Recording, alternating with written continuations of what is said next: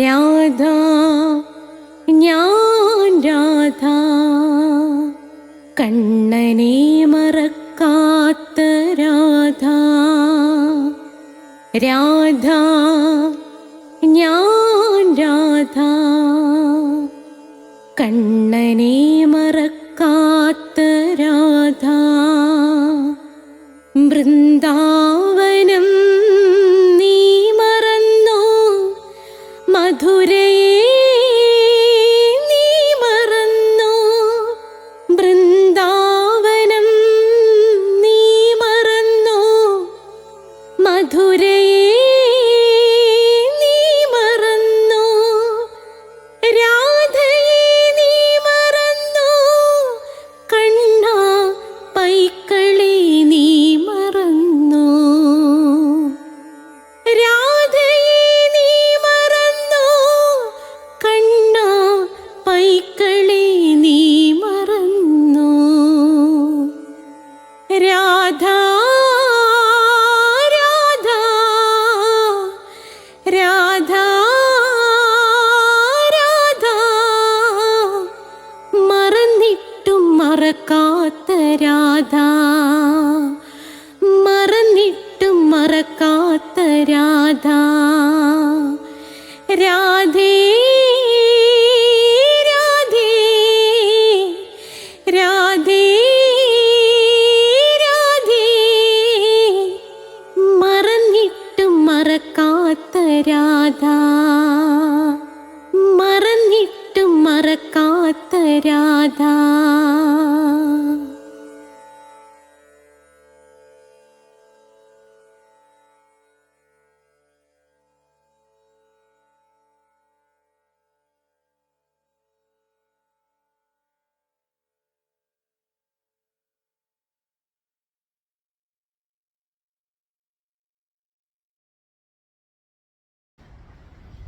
രാധേ രാധേ ഓ രാധേ രാധേ രാധേ രാധേ ഓ രാധേ രാധേ. രാധേ രാധേ എന്ന ചാനലിൻ്റെ അഷ്ടപതി ക്ലാസ്സുകൾ കേൾക്കാൻ ഭാഗ്യം സിദ്ധിച്ച എൻ്റെ പ്രിയപ്പെട്ട സബ്സ്ക്രൈബേഴ്സെ, നിങ്ങൾക്ക് രാധേ രാധേ എന്ന ചാനലിലേക്ക് സ്വാഗതം. സത്യത്തിൽ നിങ്ങൾ പുണ്യം ചെയ്തവർ.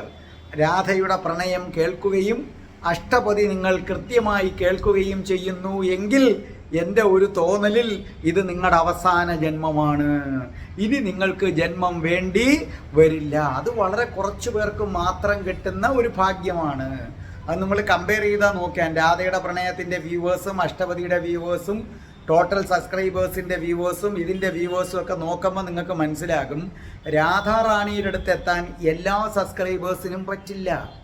ഇനി രാധാറാണിയുടെ അടുത്ത് എത്തിയാലും അഷ്ടപതിയിലേക്ക് എത്താനും പറ്റില്ല. നിങ്ങൾ ഇതിന് രണ്ടിനും ഭാഗ്യം ലഭിച്ച കുറേ പേര് ഇതിനകത്ത് ഉണ്ട്. അപ്പം നിങ്ങളെ ഞാൻ സ്വാഗതം ചെയ്യുന്നു. പുതിയതായിട്ട് സബ്സ്ക്രൈബ് ചെയ്യുന്നവർ പ്ലേലിസ്റ്റ് എടുത്താൽ അഷ്ടപതി 1 എന്ന് കിട്ടും. വീട്ടിൽ സന്ധ്യയ്ക്ക് വിളക്ക് കത്തിച്ചിട്ട് അഷ്ടപതി ചൊല്ലുക. വളരെ ഐശ്വര്യം നിങ്ങൾക്കുണ്ടാകും. ഇതിനകത്ത് സ്പോക്കൺ ഇംഗ്ലീഷ് ഉണ്ട്.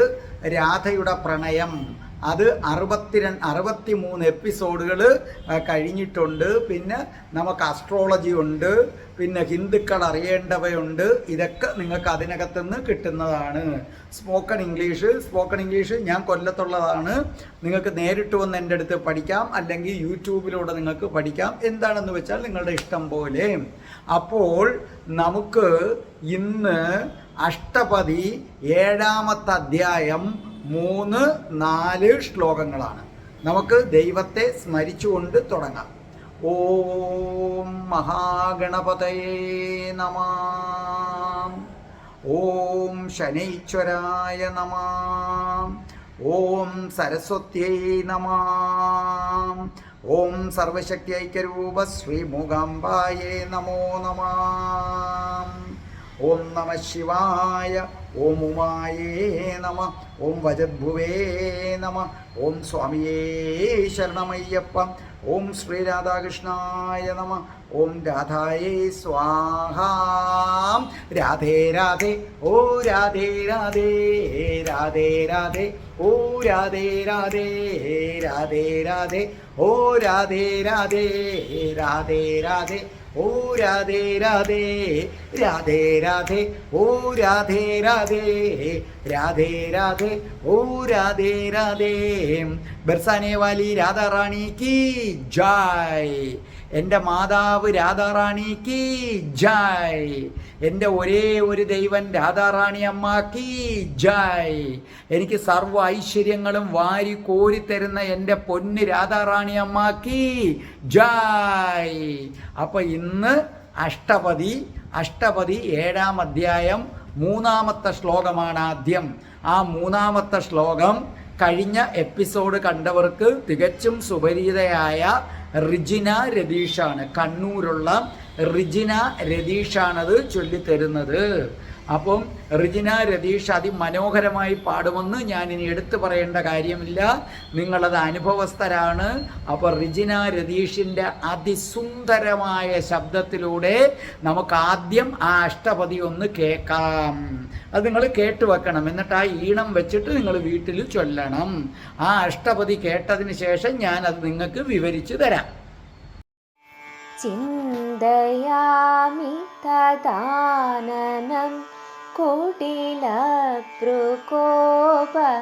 ഭരീണ ശോണപത്മ വിപോപരി ഭ്രമ താകുലം ഭ്രമരേണ ഹരി ഹരി ഹതാ ധരദയാം സാഗതാ കുപിതേവ ഹരി ഹരി ഹതാ ധരദയാം കൃഷ്ണ.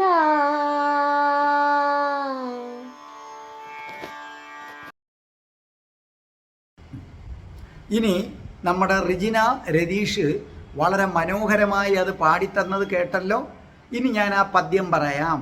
ചിന്തയാമി തദാനനം, ശരിക്കും പറഞ്ഞാൽ തഥ അധികം ആനനം ചേർത്ത് വായിക്കുമ്പോൾ തദാനനം കുടിലഭ്രൂ കോപഭരേണ ശോണ പത്മമിവോപരി ഭ്രമതാ എന്നുവെച്ചാൽ ഭ്രമതാ ആകുലം ചേർത്തെഴുതുമ്പം ഭ്രമതാകുലം ഭ്രമരേണ. ഒന്നും കൂടെ കേട്ടെ. ചിന്തയാമി അർത്ഥം എഴുതിയിട്ട് ചിന്തിക്കുന്നു, ചിന്തയാമി ചിന്തിക്കുന്നു. തഥ ആനനം, തഥ അവളുടെ, ആനനം മുഖം അർത്ഥം എഴുതിയിട്ടോണം. തഥ അവളുടെ, ആനനം മുഖം. അപ്പൊ തഥാനനം അവളുടെ മുഖം. കുടില ഭ്രൂ, കുടിലം വളഞ്ഞ, കുടിലം വളഞ്ഞ. ഭ്രൂ പുരികക്കൊടി, പുരികക്കൊടി. കുടില ഭ്രൂ വളഞ്ഞ പുരികക്കൊടികളുള്ള അർത്ഥം എഴുതിയിട്ടോണം. കുടില ഭ്രൂ വളഞ്ഞ പുരികക്കൊടികളുള്ള. കോപഭരേണ, കോപഭരേണ അർത്ഥം എഴുതിയിട്ട് കോപാധിക്യത്താൽ, കോപഭരേണ കോപാധിക്യത്താൽ ഭയങ്കരമായ ദേഷ്യത്താൽ. ശോണം, ശോണം ചുവന്ന, ശോണം ചുവന്ന. പത്മ താമര, അപ്പൊ ശോണ പത്മ ചുവന്ന താമര. മിവോപരി ഉപരി മേൽഭാഗത്ത്, ഉപരി ഇവ ഉപരി അല്ലേ ചേർത്തെഴുതുമ്പം മിവോപരി ഉപരി മേൽഭാഗത്ത്. ഭ്രമതാകുലം, ഭ്രമത പറന്ന് നടന്നുകൊണ്ടിരിക്കുന്നു. മനസ്സിലായില്ലേ? ആകുലം, ആകുലം എന്ന് പറഞ്ഞാൽ സ്വസ്ഥതയില്ലാത്ത, ദുഃഖിച്ചിരിക്കുന്ന എന്നൊക്കെ അർത്ഥം. ഇവിടെ സ്വസ്ഥതയില്ലാതെ ഇങ്ങനെ പറന്നുകൊണ്ടേയിരിക്കുന്നു. ഭ്രമതാകുലം. ഭ്രമരേണ വണ്ടുകളാൽ. അപ്പോൾ ഇനി ഒന്നും കൂടെ നോക്കേ, നമുക്ക് എന്താ നോക്കാം. ചിന്തയാമി തദാനം എന്ന് പറഞ്ഞാൽ എന്താ? ചിന്തിക്കുന്നു അവളുടെ മുഖം, രാധാറാണിയുടെ മുഖം ചിന്തിക്കുന്നു. ആ മുഖം എങ്ങനെയുള്ളത്? കുടിലഭ്രൂ വളഞ്ഞു നിൽക്കുന്ന പുരികക്കൊടികളാണ്. കോപഭരേണ, ഭയങ്കരമായ കോപത്താലാണ് ഈ പുരികക്കൊടികൾ വളഞ്ഞു നിൽക്കുന്നത്. നമുക്ക് വലിയ ദേഷ്യം വരുമ്പോൾ പുരികക്കൊടികൾ ചുളിക്കാറുണ്ട്. അതാണ് ഇവിടെ ഉദ്ദേശിക്കുന്നത്. ശോണപത്മ, ചുവന്ന താമര. അപ്പോൾ രാധാറാണിയുടെ മുഖം ഏതുപോലെയാണ്? ചുവന്ന താമര. ഇവ ഉപരി, ആ താമരയുടെ ഉപരി മേൽഭാഗത്ത് എന്താ? ഭ്രമത, പറന്നുകൊണ്ടിരിക്കുന്നു. ആകുലം, സ്വസ്ഥതയില്ലാതെ പറന്നുകൊണ്ടിരിക്കുന്ന, ഭ്രമരേണ, സ്വസ്ഥതയില്ലാതെ പറന്നുകൊണ്ടിരിക്കുന്ന വണ്ടുകൾ. ആ വണ്ടുകൾ പറന്നുകൊണ്ടിരിക്കുന്ന ചെന്താമരപ്പൂ പോലെയാണ് രാധാറാണിയുടെ മുഖം എന്നാണ് ഇതിനകത്ത് എന്ത് ചെയ്യുന്നത്? പറഞ്ഞിരിക്കുന്നത്. നമുക്കൊരു കാര്യം ചെയ്യാം, അർത്ഥം ഞാൻ ഒന്നും കൂടെ പറഞ്ഞു തരാം. അതായത് മുകൾ ഭാഗത്ത് വട്ടമിട്ട് പറക്കുന്ന വണ്ടുകളാൽ ചുറ്റപ്പെട്ട ചുവന്ന താമരപ്പൂ പോലെ കോപം കൊണ്ട് വളഞ്ഞ പുരികക്കൊടികളുള്ള രാധയുടെ മുഖം ഞാൻ ചിന്തിക്കുന്നു. മനസ്സിലായില്ലേ? പിന്നെ നമുക്ക് ലാസ്റ്റ് ഒരു സ്ഥിരം വരിയുണ്ട്, അത് ഞാൻ എടുത്തു പറയാഞ്ഞാണ്. അത് എല്ലാ ശ്ലോകത്തിനും ഉണ്ട്. കഴിഞ്ഞതിലുണ്ടായിരുന്ന ഹരി ഹരി ഹദാദരതയാ, മനസ്സിലായ, സാഗത കുബിദേവ എന്നുള്ളത്. അങ്ങനെ ആദരവ് കിട്ടാഞ്ഞിട്ട് ദേഷ്യത്തോടു കൂടി കുബിതയായി അവൾ പൊയ്ക്കളഞ്ഞു. കഷ്ടം കഷ്ടം. അതായത് തന്നെ വേണ്ട വിധത്തിൽ കൃഷ്ണൻ മാനിച്ചില്ല എന്ന തോന്നലിൽ കുബിതയാണ് രാധാറാണി. അങ്ങനെ കുബിതയായ രാധാറാണി രാസലീല നടക്കുന്ന സ്ഥലത്ത് നിന്ന് പൊയ്ക്കളഞ്ഞു. തന്നെ അപമാനിച്ചു എന്ന ചിന്തയിലാണ് രാധാറാണിക്ക് കോപം വന്നത്. അങ്ങനെ കോപം വന്നപ്പോൾ, അത്യധികമായ കോപം വന്നപ്പോൾ രാധാറാണി പുരികം ചുളിച്ചു. അതായത് പുരികക്കൊടികൾ വളച്ചു. ആ സമയത്ത് രാധാറാണിയുടെ മുഖം ചുവന്ന താമരപ്പൂവിന് തുല്യമായി തീർന്നു. ചുവന്ന താമരപ്പൂവിന് തുല്യമായി തീർന്നു എന്ന് കൃഷ്ണൻ പറയുന്നു. എങ്ങനെയുള്ള ചെന്താമരപ്പൂ? ശ്രദ്ധിച്ചു കേട്ടോളണം. വണ്ടുകൾ ചുറ്റും വരയ്ക്കുന്ന, പറക്കുന്ന ചെന്താമരയുടെ നിറമാണ്. വണ്ടുകൾ താമരയുടെ ചുറ്റും പറക്കുന്നു, അതുപോലെയുള്ള മുഖമാണ്. അതായത് ഒരു ഉപമയിൽ രണ്ട് കാര്യമാണ് സൂചിപ്പിക്കുക. ഇവിടെ വണ്ടുകൾ പുരികക്കൊടി, സത്യത്തിൽ പുരികക്കൊടികളാൽ വളഞ്ഞ രാധാറാണിയുടെ ചെന്താമര പോലെ ശോഭിക്കുന്ന മുഖം. അതിന് കവി പറയുന്നത് വണ്ടുകൾ ചുറ്റുമിട്ട് പറക്കുന്ന, അതായത് പുരികക്കൊടികൾ, ചെന്താമര പോലെ ശോഭിക്കുന്ന മുഖം. ഇവിടെ ഈ ഒരു ഉപമയിലൂടെ രണ്ട് കാര്യങ്ങളാണ് സൂചിപ്പിക്കുന്നത്. ഒന്ന്, രാധാറാണിയുടെ മുഖം ചെന്താമരപ്പൂ പോലെ ചുവന്നു തുടുത്തു എന്ന് പറഞ്ഞാൽ അസാധാരണമായ ഭംഗി രാധാറാണിയുടെ മുഖത്തിനുണ്ടെന്നർത്ഥം. രണ്ട്, മുഖം കോപത്താൽ തീയുടെ നിറമായി മാറി. ഇല്ലേ? ചെന്താമരയ്ക്ക് തീയുടെ നിറമാണ്. അപ്പോൾ കോപം കൊണ്ട് രാധാറാണി ചുവന്നു. രാധാറാണിയുടെ മുഖത്തിന് തീയുടെ നിറമായി മാറി. പക്ഷേ കോപം വർദ്ധിക്കും തോറും രാധാറാണിയുടെ ഭംഗി കൂടി വരുന്നു. ചെന്താമരയുടെ ചുവപ്പ് വർദ്ധിക്കും തോറും ചെന്താമരയ്ക്ക് ഭംഗി കൂടുന്നത് പോലെ കോപം വർദ്ധിക്കുന്നതിനനുസരിച്ച് രാധാറാണിയുടെ മുഖം തീ പോലെ ചുവന്നു വരുന്നു. അങ്ങനെ ചുവന്നു വരുന്ന രാധാറാണിക്ക് കോപം കൂടുന്നതിനനുസരിച്ച് ഭംഗി വരുന്നു. ഇവിടെ ആ വളഞ്ഞ പുരികക്കൊടികളെയാണ് വണ്ടുകൾ എന്ന് പറയുന്നത്. മനസ്സിലായില്ലേ? അങ്ങനെ ചില പണ്ഡിതന്മാർ പറയുന്നു വളഞ്ഞ പുരികക്കൊടികളാണ് വണ്ടുകൾ. അപ്പം ശരിക്കും രാധാറാണിയെ കൃഷ്ണൻ തൻ്റെ മനസ്സാകുന്ന ക്ഷേത്രത്തിൽ പ്രതിഷ്ഠിച്ചു കഴിഞ്ഞു. മനസ്സിലായില്ലേ? അവിടെ എന്ത് ചെയ്തു? അവിടെ ഇറുക്കി വെച്ചിരിക്കുകയാണ്. ആരെന്ന് പറയുന്നത്? സാക്ഷാൽ ശ്രീകൃഷ്ണൻ. അപ്പം സാക്ഷാൽ ശ്രീകൃഷ്ണൻ എന്താണ് പറയുന്നത്? അയ്യോ, ഞാൻ എൻ്റെ രാധയെ തന്നെ ചിന്തിച്ച് അവളുടെ മുഖം ഇങ്ങനെ ചിന്തിച്ചിരിക്കുകയാണ്. എൻ്റെ കയ്യിലെ തെറ്റുകൊണ്ടാണ് അവൾ എന്ത് ചെയ്തത്? പൊയ്പോയത്. ഇത് ഓർത്തിട്ടാണ് ആർക്ക് വിഷമം വരുന്നത്, സങ്കടം വരുന്നത്? കൃഷ്ണന് അതിയായ സങ്കടം വരുന്നത്. അപ്പോൾ ശരിക്കും രാധാറാണിയുടെ ചെന്താമര പോലത്തെ മുഖം വന്നപ്പോൾ തൻ്റെ കയ്യിലെ തെറ്റുകൊണ്ടാണല്ലോ രാധാറാണി പോകേണ്ടി വന്നതെന്ന് ആലോചിച്ച് രാധാറാണിയെ കണ്ടോളാൻ വയ്യാതെ രാധാറാണിയുടെ മുഖം ഇങ്ങനെ മനസ്സിൽ പതിപ്പിച്ചിട്ട് കൃഷ്ണൻ ഇങ്ങനെ നടക്കുകയാണ്. ഇതാണ് ഇതിൻ്റെ അർത്ഥം. ഒന്നും കൂടെ ഞാൻ പറഞ്ഞുതരാം. ചിന്തയാമി, ചിന്തയാമി, ചിന്തിച്ചു കൊണ്ടിരിക്കുന്നു. തഥ, അവളുടെ, ആനനം, മുഖം, രാധയുടെ മുഖം മനസ്സിൽ ഇങ്ങനെ ധ്യാനിച്ചു കൊണ്ടിരിക്കുന്നു. കുടിലഭ്രൂ, വളഞ്ഞ പുരികക്കൊടികളുള്ള, കോപഭരേണ, ഭയങ്കരമായ കോപത്താൽ, ശോണപത്മം, താമര പോലെയായി രാധാജിയുടെ മുഖം. ഇവ ഉപരി, ഇത് ഏതുപോലുള്ള താമര? ഉപരി, മേൽഭാഗത്ത്, ഭ്രമത ആകുലം, സ്വസ്ഥതയില്ലാതെ വട്ടമിട്ട് പറക്കുന്ന വണ്ടുകളുള്ള താമരപ്പൂ പോലെ. ഭ്രമരേണ, വണ്ടുകളാൽ ചുറ്റപ്പെട്ട താമരപ്പൂ പോലെ. ചുരുക്കി പറഞ്ഞാൽ കൃഷ്ണന് രാധാറാണിയുടെ കോപിഷ്ടമായ മുഖം ഓർമ്മ വരുന്നു. ആ മുഖം ഏതുപോലെയാണ്? വണ്ടുകൾ ചുറ്റും വട്ടമിട്ട് പറക്കുന്ന ചെന്താമര പൂ പോലെ ഉള്ളതാണ്. അതായത് വളഞ്ഞ, കോപം കൊണ്ട് വളഞ്ഞ പുരികക്കൊടികളാണ് വണ്ടുകൾ. കോപം കൊണ്ട് വളഞ്ഞ പുരികക്കൊടികളുള്ളതും ചെന്താമര പോലെ ചുവന്നു തുടുത്തതുമായ ആ മുഖം കൃഷ്ണൻ തൻ്റെ മനസ്സിൽ കൊണ്ടു നടക്കുന്നു എന്നാണ് പറയുന്നത്. അത്രയ്ക്ക് പ്രാധാന്യം താൻ രാധയ്ക്ക് കൊടുക്കുന്നു. അപ്പോൾ ഈ ശ്ലോകം നിങ്ങൾ നല്ലതുപോലെ നിങ്ങൾ കേട്ടല്ലോ, ഇതിൻ്റെ അർത്ഥവും കേട്ടല്ലോ.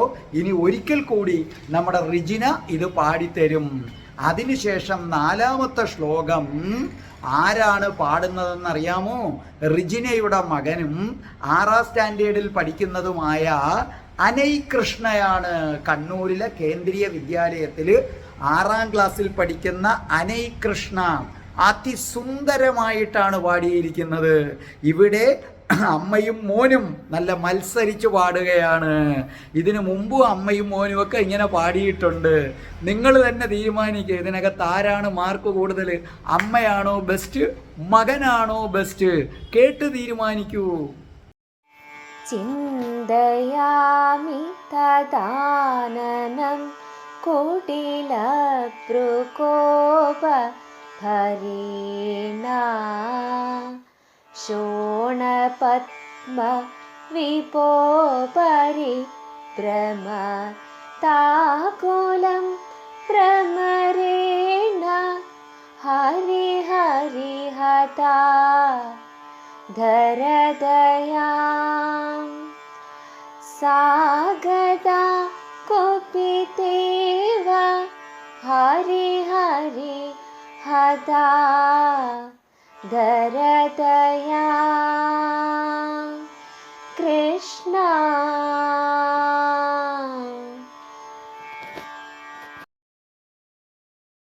താമഹം ഹൃദി സംഗതാ മനിശം വൃഷം രമയാമി കിം വനേനുസരാമി താമിഹ കിം വ്രതാ വിലമാപി ഹരി ഹരി ഹദാ ധരദയാ സാഗതാ കുപിതേവ ഹരി ഹരി ഹദാ ധരദയാ കൃഷ്ണ.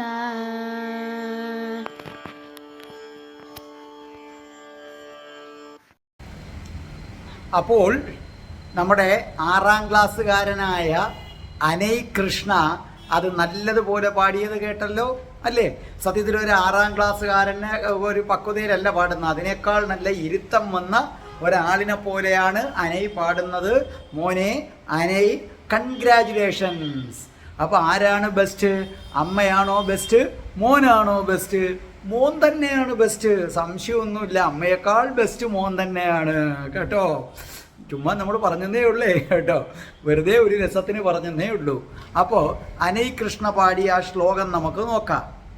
താമഹം ഹൃദി സങ്കതാമനിശം, അതായത് സങ്കതാം അധികം അനിശമാണ്, മനസ്സിലായില്ലേ? ഭൃശം രമയാമി കിം വനേ അനുസരാമി താമിഹ കിം വൃഥാ വിലപാമി ഹരിഹരി ഹദാദരതയ സാ ഗദാ കുപിദേവ. താമഹം എഴുതിക്കോണം. താം അഹം എന്നാണ്. അവളെ ഞാൻ. താം അഹം അർത്ഥം എഴുത്. അവളെ ഞാൻ. താമഹം സമം അവളെ ഞാൻ. ഹൃദി അർത്ഥം എഴുത്. ഹൃദയത്തിൽ. ഹൃദി ഹൃദയത്തിൽ. സംഗതാം. സംഗതാം സംഗമിച്ചിരിക്കുന്നു എന്ന് പറഞ്ഞാൽ ഹൃദയത്തിൽ പ്രതിഷ്ഠിച്ചിരിക്കുന്നു എന്നർത്ഥം. അതാണ് സംഗമിച്ചിരിക്കുന്നു, പ്രതിഷ്ഠിച്ചിരിക്കുന്നു. അനിശം. അനിശം എല്ലായ്പ്പോഴും. അർത്ഥം എഴുതണേ. അനിശം എല്ലായ്പ്പോഴും. വൃഷം ഏറ്റവും. ഇത് ലാസ്റ്റ് ഒരു കൊച്ചു വീഡിയോയിൽ ഇത് മൊത്തം കൊടുത്തിട്ടുണ്ട് കേട്ടോ. അർത്ഥവും എല്ലാം കൊടുത്തിട്ടുണ്ട്. ബുക്കില്ലാത്തവരും പേടിക്കേണ്ട, അതിനകത്ത് ശ്ലോകം ഉൾപ്പെടെ കൊടുത്തിട്ടുണ്ട്. രമയാമി രമിപ്പിക്കുന്നു അല്ലെങ്കിൽ സന്തോഷിപ്പിക്കുന്നു. കിം എന്ത്. അനുസരാമി നിങ്ങളുടെ ബുക്കിനകത്ത് ഒരു എഫിൻ്റെ അടയാളത്തിലാണ് കിടക്കുന്നത്. എഫ് എന്ന് പറഞ്ഞാൽ സംസ്കൃതത്തിൽ ആ എന്ന് വായിച്ചാൽ മതി. അത് അനുസരാമി തിരയുന്നത്. അർത്ഥം തിരയുന്നത്, തിരക്കി നടക്കുന്നത്. വൃഥ അർത്ഥം വെറുതെ. വിലപാമി അർത്ഥം വിലപിക്കുന്നത്. വിലപാമി വിലപിക്കുന്നത്. അപ്പോൾ ഒന്നും കൂടെ കേട്ടോളൂ. താമഹം അവളെ ഞാൻ. ഹൃദി സംഗത ഇല്ലേ. ഹൃദി ഹൃദയത്തിൽ. സംഗതാം അനിശം സംഗതം ചേർത്ത് വച്ചിരിക്കുന്നു. അനിശം എല്ലായ്പ്പോഴും. ഞാൻ രാധയെ എൻ്റെ ഹൃദയത്തിൽ എല്ലായ്പ്പോഴും ചേർത്ത് വച്ചിരിക്കുന്നു. വൃഷം ഏറ്റവും അങ്ങേയറ്റം. രമയാമി ഞാൻ അവളെ അങ്ങേയറ്റം സന്തോഷിപ്പിക്കുന്നു. കിം പിന്നെ എന്തിന്. വനേ വനത്തിൽ. അനുസരാമി പിന്നെന്തിനാണ് ഞാൻ വനത്തിൽ അവളെ തിരയുന്നത്. രാധയെ ഞാൻ എൻ്റെ ഹൃദയത്തിൽ പ്രതിഷ്ഠിച്ചിരിക്കുകയാണ്. പിന്നെ ഞാൻ അവളെ എന്തിനാണ് വനത്തിൽ തിരയുന്നത്. താമിഹ കിം കിം എന്തിനാണ്. വൃഥ വെറുതെ. വിലപാമി ഇല്ലേ. അവളെക്കുറിച്ചോർത്ത് ഞാൻ എന്തിനാണ് വെറുതെ വിലപിക്കുന്നത്, സങ്കടപ്പെടുന്നത്. ഹരി ഹരി ഹദാദരതയ സാ ഗദാ കുപിദേവ. അവൾക്ക് മാനിക്കപ്പെട്ടില്ല എന്ന് വിചാരിച്ചു കോപിച്ചു പോയതാണ്. കഷ്ടം കഷ്ടം എന്നാണ് പറയുന്നത്. ഇനി ഇതിൻ്റെ അർത്ഥത്തിലേക്ക് നമുക്ക് വരാം. എൻ്റെ ഹൃദയത്തിൽ കുടിയേറിയ രാധയെ ഞാൻ എപ്പോഴും സന്തോഷിപ്പിക്കുന്നുണ്ടല്ലോ. പിന്നെ എന്തിനാണ് ഞാൻ അവളെ വനത്തിൽ തിരയുന്നത്. എന്തിനാണ് ഞാൻ വെറുതെ വിലപിക്കുന്നത്. അതായത് രാധാറാണി കോപിച്ചാണ് പോയത്. അങ്ങനെ പോയ രാധാറാണിയെ തേടി കൃഷ്ണൻ വനത്തിലെത്തി. ഈ വനം മുഴുവനും കൃഷ്ണൻ രാധാറാണിയെ തെരഞ്ഞു നടന്നു. എന്നിട്ടും കാണുന്നില്ല. അപ്പോൾ കൃഷ്ണൻ ഒരു കുറ്റബോധം. മറ്റ് സ്ത്രീകളോടൊത്ത് ഞാൻ രാസലീലയൊക്കെ നടത്തി അവരെ രമിപ്പിക്കുന്നത് കണ്ടിട്ടാണല്ലോ രാധാറാണി ദേഷിച്ചു പോയത്.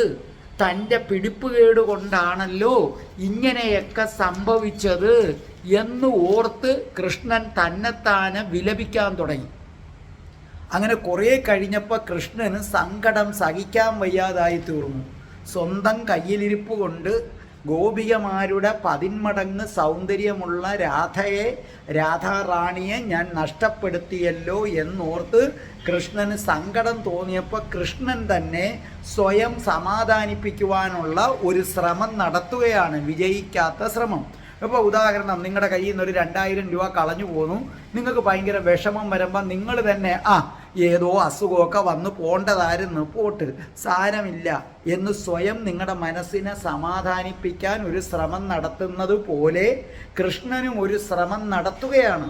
എന്താണ് കൃഷ്ണൻ നടത്തുന്ന ശ്രമം? രാധ എൻ്റെ ഹൃദയത്തിലിരിപ്പുണ്ട്. രാധ എന്ന് പറയുന്നത് എൻ്റെ ഹൃദയത്തിലിരിപ്പുണ്ട്. അതായത് രാധ എന്ന് പറയുന്നത് തനിക്ക് എത്രമാത്രം പ്രിയപ്പെട്ടതാണെന്നും കൂടെ സൂചിപ്പിക്കാനാണ് കൃഷ്ണൻ പറയുന്നത് രാധ എൻ്റെ ഹൃദയത്തിൽ തന്നെ ഇരിക്കുകയാണെന്ന്. അപ്പം രാധ ഹൃദയത്തിലിരിക്കുമ്പോൾ ഞാൻ എന്തിനാണ് വനത്തിൽ ഇങ്ങനെ കിടന്ന് തിരയുന്നത്? അപ്പം രാധ പിണങ്ങിപ്പോയത് കൊണ്ടല്ല രാധയെ കാണാത്തത്, മനസ്സിലായില്ലേ? വനത്തിൽ കാണാത്തത് തൻ്റെ ഹൃദയത്തിലുള്ളത് കൊണ്ടാണ് എന്നാണ് ജയദേവ കവി ഇവിടെ പറയുന്നത്. അതായത് കൃഷ്ണൻ സ്വയം ഇങ്ങനെ ആശ്വസിക്കുകയാണ്. രാധയെ കൃഷ്ണൻ തൻ്റെ മനസ്സാകുന്ന ക്ഷേത്രത്തിൽ പ്രതിഷ്ഠിച്ചു കഴിഞ്ഞു. രാധയെ കൃഷ്ണൻ തൻ്റെ മനസ്സാകുന്ന ക്ഷേത്രത്തിൽ പ്രതിഷ്ഠിച്ചു കഴിഞ്ഞു. കണ്ടോ, കവി എത്ര സുന്ദരമായിട്ടാണ് ഈ ബിംബം ഉപയോഗിച്ചിരിക്കുന്നതെന്ന് നിങ്ങൾ മനസ്സിലാക്കണം. ഈ ഒറ്റ വരിയിൽ നിന്ന് നിങ്ങൾക്ക് മനസ്സിലാകുന്നു കൃഷ്ണനല്ല, രാധയാണ് കൃഷ്ണനേക്കാൾ ശ്രേഷ്ഠ. കൃഷ്ണൻ തൻ്റെ മനസ്സാകുന്ന അമ്പലത്തിൽ രാധയെ പ്രതിഷ്ഠിച്ചു. അപ്പം അമ്പലത്തിൽ ഇരിക്കുന്ന ദേവനായാലും ദേവിയായാലും മറ്റൊരാൾ പൂജിക്കണ്ടേ? അപ്പം കൃഷ്ണൻ തൻ്റെ ഹൃദയമാകുന്ന ശ്രീകോവിലിൽ രാധയെ പ്രതിഷ്ഠിച്ചിട്ട് പൂജിക്കാൻ തുടങ്ങി.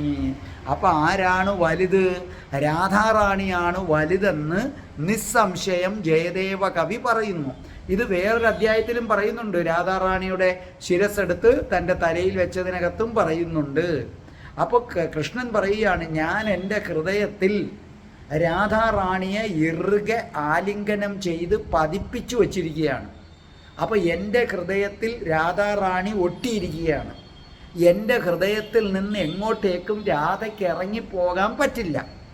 ഈ സത്യം മനസ്സിലാക്കാതെ ഞാൻ രാധയെ വനത്തിൽ തിരയുന്നതിൽ എന്താണർത്ഥം? എൻ്റെ ഹൃദയത്തിൽ രാധയെ തളച്ചിട്ടതിന് ശേഷം ഞാൻ വനത്തിൽ പോയി തിരഞ്ഞാൽ, എൻ്റെ ഹൃദയത്തിൽ കയറിയാൽ പിന്നെ രാധയ്ക്ക് വേറെ എവിടെയും പോകാൻ പറ്റില്ലല്ലോ. അപ്പം എന്നോടുള്ള ദേഷ്യം കൊണ്ട് പിണങ്ങിപ്പോയത് കൊണ്ടല്ല എനിക്ക് രാധയെ കാണാൻ കഴിയാത്തത് എന്ന് കൃഷ്ണൻ സ്വയം സമാധാനിക്കുകയാണ്.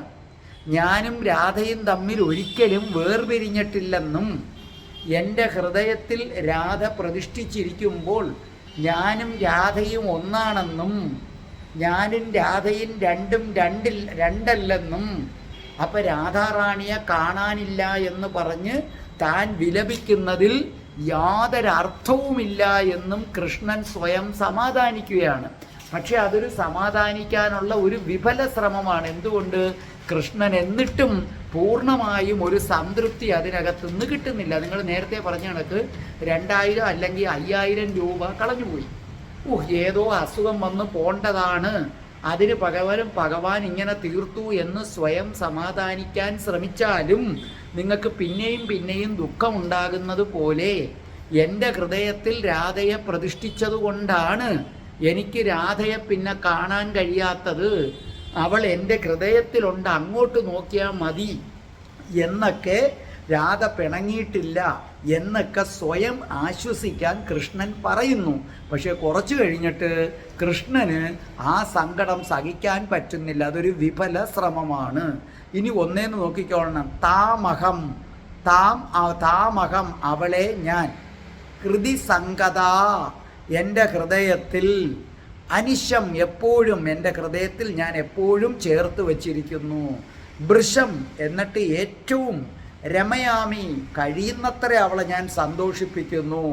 കിം പിന്നെ എന്തിന്, വനേ വനത്തിൽ, അനുസരാമി വനത്തിൽ അവളെ തേടി നടക്കുന്നത് എന്തിന്? അവൾ എൻ്റെ ഹൃദയത്തിലുള്ളപ്പോൾ എന്തിനാണ് ഞാൻ വനത്തിൽ തേടി നടക്കുന്നതേ? മനസ്സിലായില്ലേ?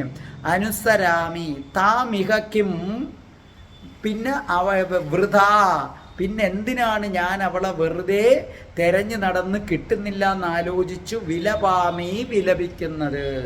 പിന്നെ ഹരി ഹരി ഹദാ ദരദയാ സ ഗദാ കുബിദേവ, തനിക്ക് ആദരവ് കിട്ടിയില്ല എന്ന് വിചാരിച്ച് കുബിതയായിട്ട് അവൾ പോയി കഷ്ടം എന്ന് പറഞ്ഞ് സ്വയം സമാധാനിക്കാൻ ശ്രമിച്ച കൃഷ്ണൻ വീണ്ടും വിലപിക്കുന്നു.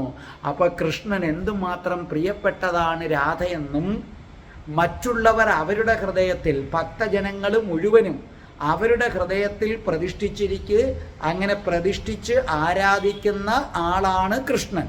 ആ കൃഷ്ണൻ തൻ്റെ ഹൃദയത്തിൽ പ്രതിഷ്ഠിച്ചിരിക്കുന്നത് രാധാറാണിയാണ്. വ്യക്തമായില്ലേ?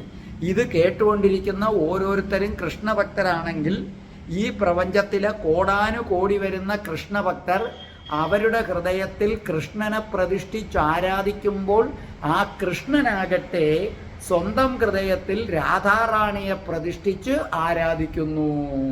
അപ്പോൾ രാധാറാണി ആരാണ്? ഈ പ്രപഞ്ചത്തിലെ ഏറ്റവും വലിയ ശക്തിയാണ് രാധാറാണി എന്ന് ജയദേവ കവി നിസ്സംശയം. ഞാനല്ല, ഞാൻ പറഞ്ഞാൽ എനിക്ക് രാധാറാണിയോടുള്ള ഭക്തി കൊണ്ട് പറയുന്നു എന്ന് നിങ്ങൾ കരുതുന്നു. ഇത് ഞാനല്ല പറയുന്നത്, സാക്ഷാൽ ജയദേവ കവി തൻ്റെ അഷ്ടപതി എന്ന പുസ്തകത്തിൽ നിസ്സംശയം ഈ അധ്യായത്തിൽ ഈ ശ്ലോകത്തിലൂടെ വ്യക്തമാക്കി തരുന്നു. ഇനി മറ്റൊരധ്യായത്തിലും ഇത് വ്യക്തമാക്കുന്നു.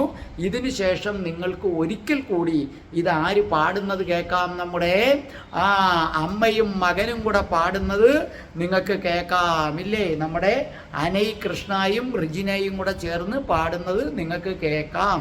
അതിനുശേഷം ഈ ഇതിൻ്റെ ശ്ലോകങ്ങളും അർത്ഥങ്ങളും അടങ്ങിയ വീഡിയോയും ഉണ്ട്, അതും നിങ്ങൾ കേൾക്കുമല്ലോ. രാധേ രാധേ ഓ രാധേ രാധേ രാധേ രാധേ ഓ രാധേ രാധേ രാധേ രാധേ ഓ രാധേ രാധേ രാധേ രാധേ ഓ രാധേ രാധേ രാധേ രാധേ ഓ രാധേ രാധേ രാധേ രാധേ ഓ രാധേ രാധേ രാധേ രാധേ ഓ രാധേ രാധേ രാധേ രാധേ ഓ രാധേ രാധേ.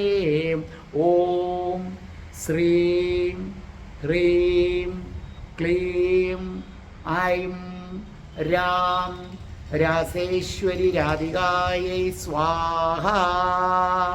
ഓം ശ്രീം ഹ്രീം ക്ലീം ഐം രാം രാസേശ്വരി രാധികായൈ സ്വാഹ.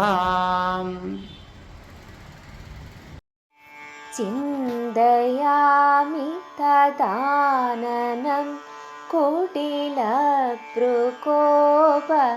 ഭരീണ ശോണപത്മ വിപോപരി ഭ്രമ താകുലം ഭ്രമരേണ ഹരി ഹരി ഹതാ ധരദയാം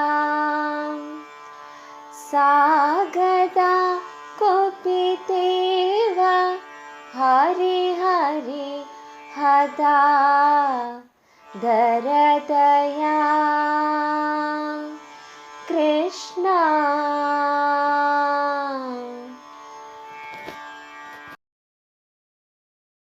താമഹം ഹൃദി സംഗതാ മനിശം വൃഷം രമയാമി കിം വനേനുസരാമി താമിഹ കിം വ്രതാ വിലമാപി ഹരി ഹരി ഹദാ ധരദയാ സാഗതാ കുപിതേവ ഹരി ഹരി ഹദാ ധരദയാ കൃഷ്ണ.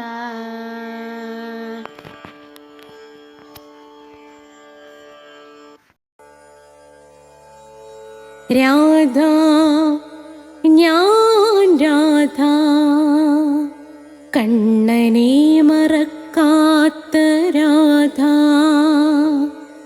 രാധ ഞാൻ രാധ കണ്ണനെ മറക്കാത്ത രാധ. വൃന്ദാ